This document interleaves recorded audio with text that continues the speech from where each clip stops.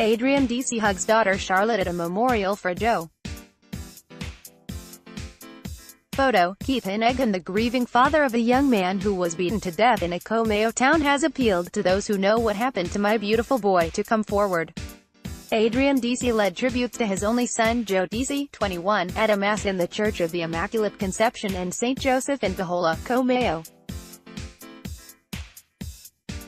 Holding back his tears, Adrian Deacy said his son died in a manner not befitting an animal. Along with his wife Alison and daughter Charlotte, Mr. Deacy traveled from his home in Hertfordshire, England, for a mass to mark the first anniversary of the death of his son.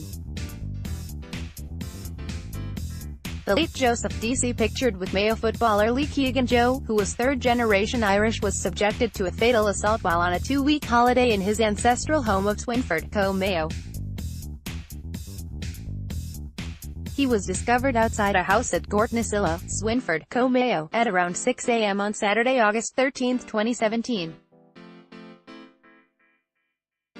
He subsequently died in Beaumont Hospital, Dublin, 2 days after he was found in the street. Joseph Deacy died of serious head injuries. An inquest found that a significant head wound was the cause of his death. Despite an intensive GAA investigation, which is ongoing, nobody has ever been charged with the murder. 2 men were arrested in connection to Joe's death, but both were released without charge. At yesterday's Mass, which was celebrated by Fr. Stephen O'Mahony, Adrian Deacy described the last year as a living hell for his family. He told an overflow congregation, which included more than 120 people who had traveled in solidarity from Hertfordshire, that there was no light at the end of the tunnel.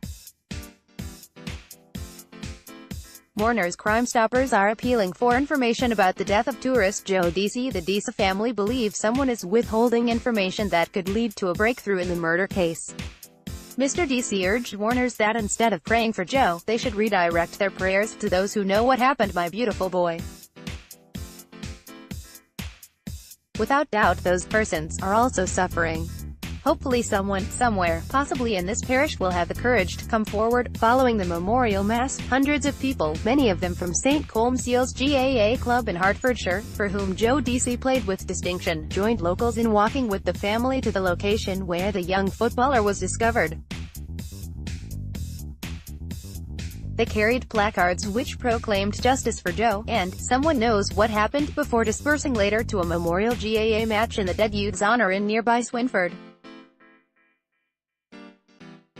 Watched by the crowds, family members laid a wreath and a decade of the Rosary was recited. Irish Independent.